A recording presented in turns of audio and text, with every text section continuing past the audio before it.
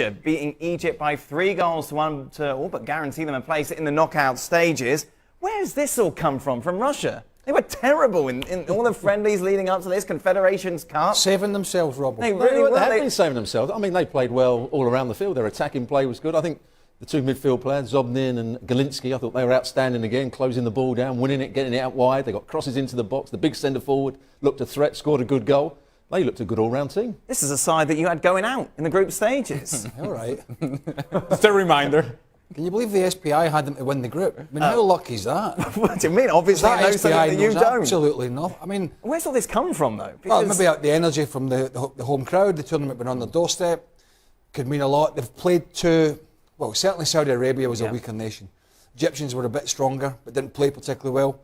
So it's good for the tournament, good for the host nation to be doing well. But I think when they, when they get to the knockout and they play a better nation, then that'll be the big. Yeah, the home side helps, doesn't it? The fact that they're at home, they got home advantage. But the fact that they played the opposition, who they have played, admittedly they've scored lots of goals and they have surprised us to a certain extent. But beating Saudi Arabia and beating Egypt is not a true test of the World Cup. They've got stiffer tests to come, haven't they? And in the knockout phase, if you're qualified in another group, you'd fancy playing Russia. I mean, that's the only reason England got to the semi-finals of Euro '96, isn't it? Because it was and won the World Cup in 1966. Yeah, exactly.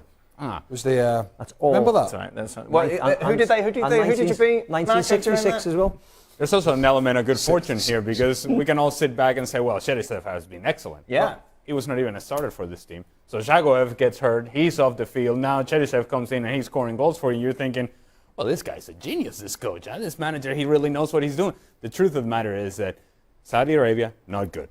Egypt, I thought that they would be much better than what they showed today, even with Mohamed Salah. And it just feels, okay, well, let's see what they do against Uruguay. I'm going to hold my judgment of Russia until that third game and see where they are.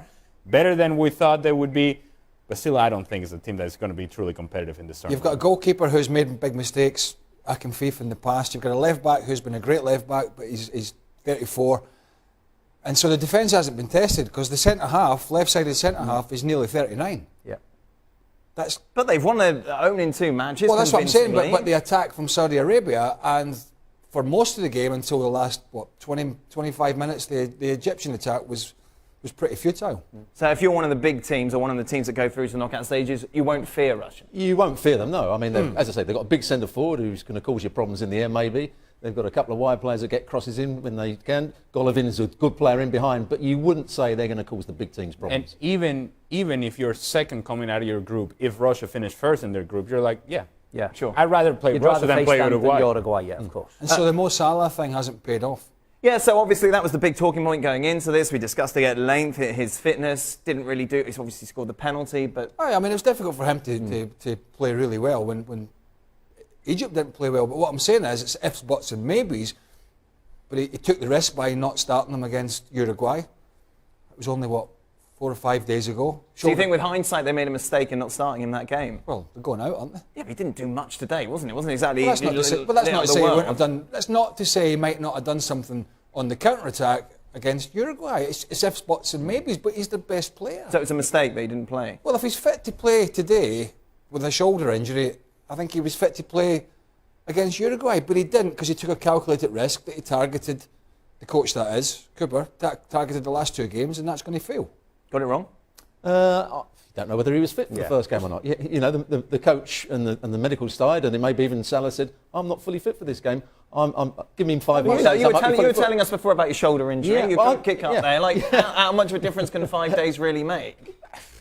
If he's having good treatment, if he felt he wasn't right for that first game, and the coach felt he wasn't right, and he felt as though if he went to ground he was going to not be able to play, and not be able to play in the next 2 games, it's easy saying in hindsight, he made the wrong decision. Right. They made probably the right decision for him and the team based on his injury. Yeah, I think so as well. And the fact that you're playing against Diego Godin for Uruguay and then you're playing against a centre defender who's nearly 39 and Khan is not as quick as you, it was a risk, wasn't it? But if he's not fit, and they've said he wasn't fit, and he wasn't 100% fit, he certainly didn't look 100% fit today, I thought. He looked laboured at times.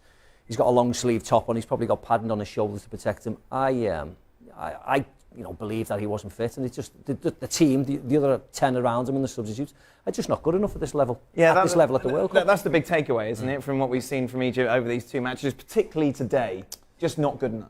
Yeah, and they're expecting that Salah's going to come in and save the world. Well, that's not quite the case when you don't have the supporting cast that is really going to help you out. So then you can't help but watch Mohamed Salah and think, well, no, he doesn't have Sadio Mane out there, and he doesn't have Roberto Firmino alongside him. He doesn't have that sort of player and that sort of talent. And when you have a player, and we talked about it, and when we were previewing this game, is that Mohamed Salah could not play for this team and just be on the fringes. He had to be at the center of everything that they did in the attack, and that wasn't the case today. At times he wasn't participating, only 19 touches in the first half, tie fewest with the goalkeeper. When you think about that, it just gives you an idea. Egypt did not create much, and Mohamed Salah did not participate as much as he should have in this match. The tempo that Liverpool play at, I mean, Liverpool's probably as equal as Man City. Obviously not in terms of the quality, because they won the league by a canter. But when you watch Liverpool attacking, they just absolutely carve teams open. They're so quick. And they're quick. They're so dynamic. It goes from defending to attack, and 2 or 3 seconds, bang. You're really going to get that at international level. Mosen, the centre forward, did okay in the air today, didn't he? he The did, big centre he did. forward, but he's not going to link up the play. Salah, when he was coming inside on his left, he wants to play little 1-2s and get the return pass. That's not going to happen. Senegal become the first African team to finally pick up a victory with a 2-1 win over Poland. And if we're talking Poland, I'm so happy to have Janusz Michalek here with me for this one, because Janusz, you have to try and make sense of this now. How did Poland get things so wrong? Where's the nearest pub? What did they get wrong? Everything. Wrong formation, wrong personnel. They choked. Senegal were better, faster, fitter, stronger. There's a commercial like that somewhere, I think. And I think Poland knew that ahead of time. So the only thing you can do is match all of that. And if you can't, you got to be smarter in how you keep the ball, play around the team. Don't allow them to use that physicality, that pace, and the quality, because Senegal does have a certain amount of quality before. So, yeah, I mean, this is a team that choked under pressure. Huge talking point in that match is that second goal that Poland conceded when Niang came on and scored that, and that howler, I guess we could call it, from Krychowiak, where he hit it. But you said, you know what, it is fair because the refs did flag him on, and you just can't be caught sleeping. Yeah, they didn't break any rules. You have to pay attention. You have to be aware at all times. I know it's not easy, but the best players in the world, best teams and managers, because manager could maybe let them know, pay attention to little details that ultimately may decide matches. So yeah, to me that was a perfectly scored goal. All right, well, let's have a look at the group standings after these 2 games in Group H, and all I have to say, it's lit, because at the beginning of this, we never thought that we would see Senegal and Japan topping the group with the 2 group favorites, Colombia and Poland, right at the bottom. But this sets up a juicy fixture between Poland and Colombia. We know Colombia will be scrapping. So what would you like to see Poland change now going into that? What can we expect? Be a little bit brave. Forget the first game. Pressure is always important, but this was the World Cup final for Poland, the first game. It always is for teams like Poland. And I don't know if Colombia losing is good, because now it's a must-win game for both sides. And you look at the quality of Colombia, and now you're going to probably have James playing from the beginning, and all their quality players on the pitch. So yeah, show everything you've got. There's nothing to lose for Poland right now. Nothing but 3 points will suffice. All right, thanks so much to Janusz Michalek. He's going to try run off and drown some tears elsewhere. So we're going to wrap things up. Make sure to stay tuned Tears on to me. ESPN FC, and make sure to catch the show later on as we continue our World Cup coverage on ESPN+. And Brazil here at the training camp in Sochi. This Tuesday, only the first 20 minutes were open for the press to film the players warming up, to gather some images. However, that was enough to see the problems with the Brazil's number 10, Brazil's main player. Neymar walked out for the training looking a little bit uncomfortable. He seemed to be limping a bit, but he was relaxed enough with the players taking part in the rondos, warming up normally. However, as time went on, he seemed to be uncomfortable with his right foot. And after 15-20 minutes of the session, he walked out, he left, did not take part of the training session, walked out with the team's doctor and physiotherapist. Now, the official version from the Brazilian Football Federation is that he was not going to take part in today's training because he felt some pain after all the fouls he received in the match against Switzerland. But we know that the same foot, the right foot, is where Neymar had an operation just over 3 months ago from his injury in the 5th metatarsal. So the federation say that it's nothing to do with his foot, that it was his ankle that is feeling a bit of pain, and he will take part in this Wednesday's training session normally. However, it's difficult to take them 100% of their word, because throughout the preparation in this World Cup, Neymar has been struggling with his right foot after this operation. He has felt discomfort at several stages in this preparation. We have seen this while we've been at the training sessions. So it is a worry. He did not look at all happy as he left the pitch. And just a couple of days before the next match, if he's not taking part in training, that is a concern for Brazil. Brazil will train here on Wednesday. They say Neymar will be with them, and they travel in the evening already to St. Petersburg, where they face Costa Rica in their next game. It's now a must-win match for Brazil after drawing with Switzerland in the first match. This is João Castelo Branco from Sochi in Russia for... Off the field today on the training pitch, this is the picture that has grabbed all the world headlines. Neymar limping off during Brazil's training. Of course, they're in action against Costa Rica on Friday. Gab Marcotti with us from Russia. Gab, what's the latest on this?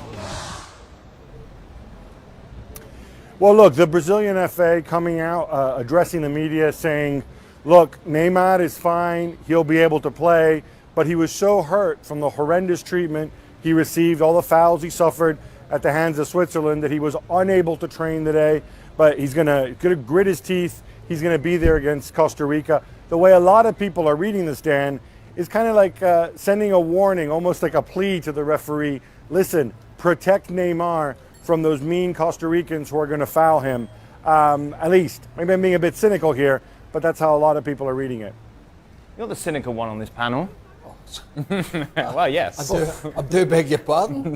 What do you reckon? Is this all a big ploy? Well, it's a big circus.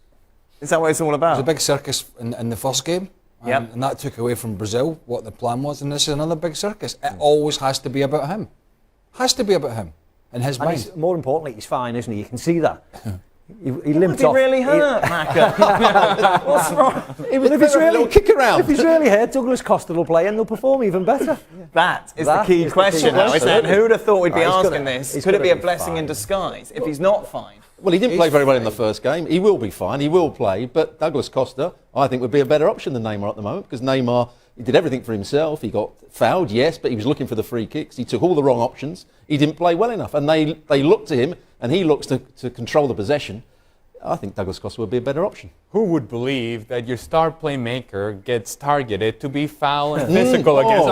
How does this happen? This is so new in our game. Come on, Neymar, just get on the field, score the goals, be the player that we know you can be, rather than these storylines that keep coming around. I'm getting tired of it. He's bringing more attention on himself, isn't he? I mean, this is a guy who spent the bulk of the season before injury moaning about League One players tackling him. Yep. It's almost like nobody's allowed to do it. Listen, if game goes to plan, Costa Rica shouldn't get much of a kick. So if I'm a Costa Rican player, what have I got to lose but lay a mark on this guy who's continually moaning? And how will you stand on that? Sorry? How will you spot him? Well, he's a guy, he's the flex and tricks guy. It's the one with the Colombia lose to Japan by 2-1. Ali, was this just simply you get a man sent off after 3 minutes, you can't read too much into this defeat, or did you see more worrying signs for Colombia? Well, there's something to be said about Peckerman and preparing his team for this match against Japan. And you know you're going to have the ball, and you know there's a certain setup as to how you're going to play. 3 minutes in, you're down a man and down a goal. That changes the approach that you take to the match. However, I thought towards the end of the first half, once Colombia had tied the game, that it was more likely that Colombia would win this game than Japan. They were dominating the game, even with a man down. I thought Colombia either got tired or got conservative. And they lost their willingness to go and attack Japan. And I think Peckerman and Colombia as a whole say, you know what, we'll take the point. Given what has happened here, we'll take the point. And in doing so, they allowed Japan to then get a hold of the ball. They got their lines forward. And eventually, set piece, rebound, and all the things that happen lead to a goal. And you end up thinking, hold on a second, maybe we could have gotten more out of this match. And really, we probably should have. And if that's the case, you're going to be chasing points later on in this group stage. It was weird, because if you switch this game on after 10 minutes, you wouldn't really know that Colombia down to 10 men. They were superb in the first. I thought they were well organised. I was surprised that he took Cuadrado off, whether he had an injury, because he was the one player on the right-hand side that could do the defensive side. And he could patrol the whole of that right side. He was getting forward, he was running with the ball. And he was taken off, and they actually scored after that to make it 1-0. But I was surprised that he was the one player that was trying to support the Falcao. Then, when he was taken off, and in the second half when they were pinned back, they didn't have that energy to get forward into those areas. So that may be a mistake, and that's exactly what you're talking about, Ali, in terms of did Peckerman get it right with his changes, and did he become more conservative in the second half? What do you think, Mark? Well, I think they just got a bit tired, to be very honest. Really? That's what it certainly looked like. I think you do, once you're equalising as the game goes on, when you've got 10 men, of course, you necessarily just start dropping back and start to defend and start to protect what you've got. And as Ali said there, you're thinking to yourself, 1-1, this will do us now. You can see tired faces around you. You just want to be organised. Unfortunately for them, they just got done on the set piece. But, you know, the sending off and the subsequent penalty at the same time, you know, they've been doubly hit there. And it's sad in that the fact that Sanchez couldn't pull his arm away, you know, it's just instinctive to put it out. But, I mean, that's a disastrous start for them, isn't it? You know, to get sent off after the 3rd minute, it's just absolutely appalling for them. You could see everybody's head just drop instantly. They've got James on the bench, not fully fit, but have to bring him on. It was just a catalogue of things that just transpired against him. Quintero's a great number 10, but when he had to go back to be a normal midfield player, he's not very good defensively. Scored a great goal going underneath the wall, but that made them a little bit poor in central midfield as well. Yeah. How good was the goalkeeper? Pretending that it hadn't crossed the line. That's the sort of thing you would do, wouldn't it? No, it's fine. A lot of people have got Colombia to go quite far in this competition, feel that they're a strong side. Well, it just puts the pressure on, doesn't it? It was a bit like England in a way yesterday, although it looked like they were going to get a point. The 1 point or 3 points is huge at the start. So Poland looked poor today. But Senegal are not going to be any pushovers because they're big, strong, they're athletic, and they got a couple of 2 or 3 very good players in the team. So Colombia should be okay, but if the discipline's gone, like it was today, and you go down to 10 men, they're going to be struggling. So it just piles. Senegal with a 2-1 win over Poland. A bit of a surprise for some, certainly. They deserved it as well, didn't they? They did. And let's give Senegal their credit. They were good, they were strong, they were physical, they were organized. When they went on the counter, they knew exactly what they wanted to do. Now that we are done with that, giving Senegal their due, what is going on with Poland? What is going on with Robert Lewandowski? What is going on with the supporting cast? You talk about lack of creativity. We just said it about Egypt. It's the same story with Poland. This is a team that you would have thought there would be something more to Poland. Limited. Nothing from Lewandowski. Very little from everybody else.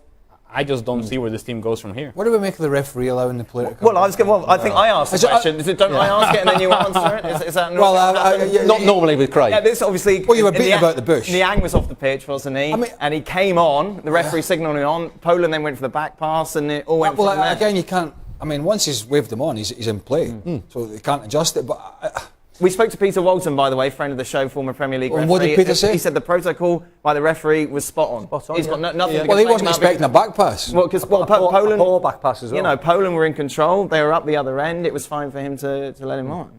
But it just seemed to be a series of circumstances that led. It was a poor back pass. Yeah. The defender, who was, I think it was the Southampton defender, didn't see that Niang was coming on. The goalkeeper, Szczesny, starts coming out and makes a real rick as well. Everything went against them, but there was nothing wrong with what the referee did. Yeah. I think with Poland, like a lot of the teams we've seen this year, is that 4 years on from the last World Cup or 2 years on from the last Euros, the starting 11 or principally, it's all the same players, and suddenly they've got 4 years older, of course, and a little bit slower. It's like watching the German side the other day. Same names, you expect them to be this dynamic team that from 4 years ago, and suddenly they look a little bit older, a little bit slower, and that's what I thought of Poland today.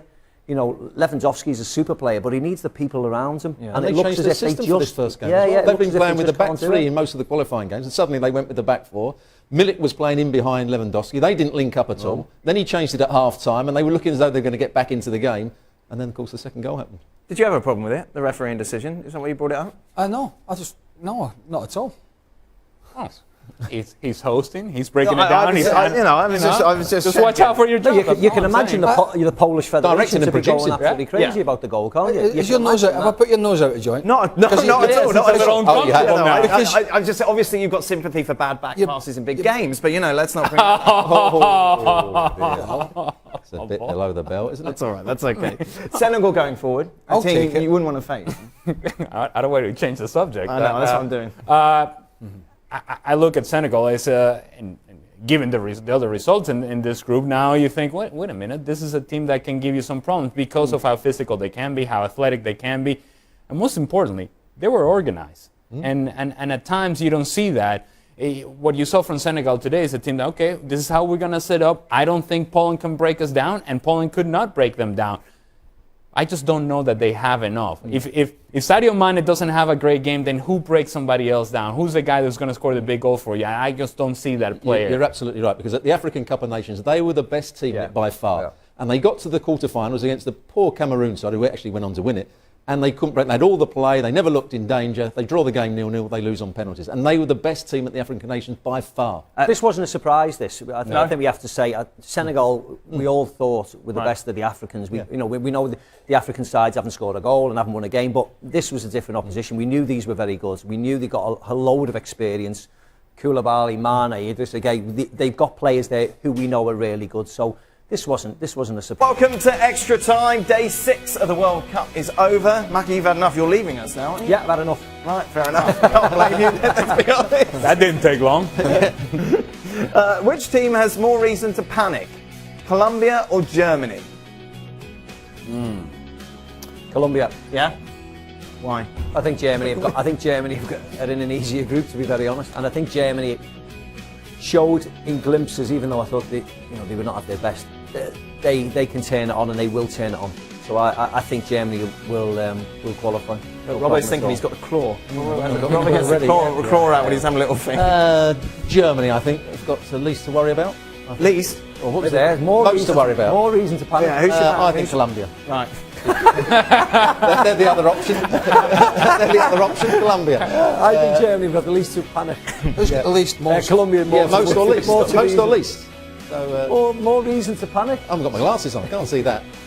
I would say that if you look at the potential matchups in the round of 16, Germany doesn't want to finish second in their group because that potentially means Brazil, round of 16. So if you want to avoid that, then you better get going quickly.